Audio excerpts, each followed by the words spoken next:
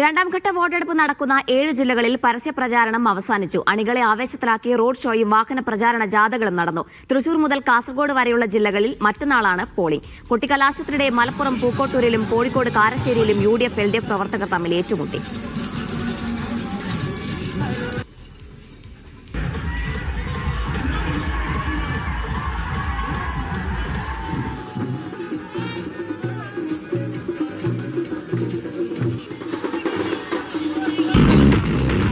നന്ദഗോപാൽ ചേട്ടന്റെ വിശദാംശങ്ങൾ നൽകാനായി. നന്ദഗോപാൽ, 7 ജില്ലകൾ മറ്റന്നാൾ ബൂത്തിലേക്ക് പോവുകയാണ്. പരസ്യപ്രചാരണം അവസാനിച്ചു. എങ്ങനെയുണ്ടായിരുന്നു കൊട്ടിക്കലാശം? കളർഫുൾ ആയിരുന്നോ? എവിടേക്കാണ് സംഘർഷമുണ്ടായത്?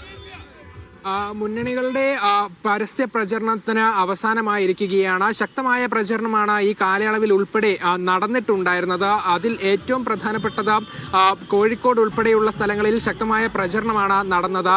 LDF ഉൾപ്പെടെ സ്ഥിരമായി ഇവിടെ കോർപ്പറേഷൻ ഭരിക്കുന്നതാണ്. അതുകൊണ്ട് തന്നെ അത് മുൻനിർത്തിക്കൊണ്ടുള്ള പ്രചരണമാണ് LDF നടത്തിയത്. അതോടൊപ്പം തന്നെ കോൺഗ്രസ് ഇത്തവണ മാറ്റങ്ങൾ കൊണ്ടുവരുമെന്ന് ചൂണ്ടിക്കാട്ടിക്കൊണ്ടുള്ള പ്രചരണം നടത്തി. അതേസമയം BJP പല സ്ഥലങ്ങളിലും രണ്ടാം സ്ഥാനത്ത് എത്തിയതിന്റെ ആത്മവിശ്വാസത്തിൽ ഇത്തവണ അത് പിടിച്ചെടുക്കുമെന്ന് ഉറപ്പിച്ചുകൊണ്ടാണ് പ്രചരണം നടത്തിയിട്ടുണ്ടായിരുന്നത്. അങ്ങനെ ശക്തമായ പ്രചരണമാണ് കോഴിക്കോട് നടന്നത്. പക്ഷേ എവിടെയും വലിയ തോതിലുള്ള സംഘർഷങ്ങളൊന്നും തന്നെ ഉണ്ടായിട്ടില്ല എന്നുള്ളതും പറയുന്നുണ്ട്. അതായത് കോഴിക്കോട് പാളയത്താണ് BJPയുടെ പ്രചരണ പരിപാടികൾ കൊട്ടിക്കലാശം നടന്നത്. അത് സമാപിച്ചത്.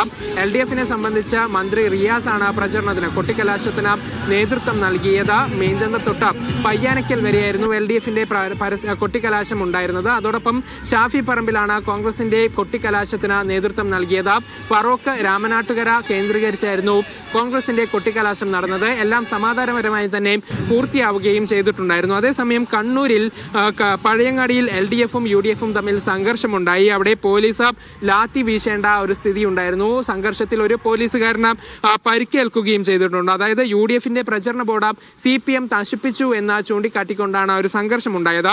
മലപ്പുറത്ത് നഗരത്തിൽ കൊട്ടിക്കലാശം നടത്താൻ പോലീസ് അനുവാദം നൽകിയിട്ടില്ല. അതുകൊണ്ട് തന്നെ ചെറിയ വാർഡുകൾ കേന്ദ്രീകരിച്ചായിരുന്നു മലപ്പുറത്ത് കൊട്ടിക്കലാശം നടന്നത്. ഇവിടെ തന്നെ മലപ്പുറം പൊന്മുണ്ടത്ത് കോൺഗ്രസും ലീഗും തമ്മിൽ ചെറിയ വാക്കേറ്റമുണ്ടായി എന്നുള്ളതും റിപ്പോർട്ട് ചെയ്യുന്നുണ്ട്. പക്ഷേ അത് വലിയ സംഘർഷങ്ങളിലേക്കോ മറ്റ് പ്രശ്നങ്ങളിലേക്കോ ഒന്നും തന്നെ പോയിട്ടില്ല. കാസർഗോഡും ശക്തമായ നിയന്ത്രണങ്ങൾ ഉണ്ടായിരുന്നു. ഇവിടെ നഗരങ്ങൾ കേന്ദ്രീകരിച്ച് കൊട്ടിക്കലാശം വേണ്ട എന്ന് പോലീസ് നേരത്തെ തന്നെ നിർദ്ദേശം നൽകിയിട്ടുണ്ടായിരുന്നു. ചെറിയ സ്ഥലങ്ങൾ കേന്ദ്രീകരിച്ചായിരുന്നു കാസർഗോഡും മുന്നണികളുടെ കൊട്ടിക്കലാശം നടന്നത്. ഏതായാലും പരസ്യ പ്രചരണത്തിന് അവസാനമായിരിക്കുകയാണ്. നാളെ നിശബ്ദ പ്രചരണമാണ്.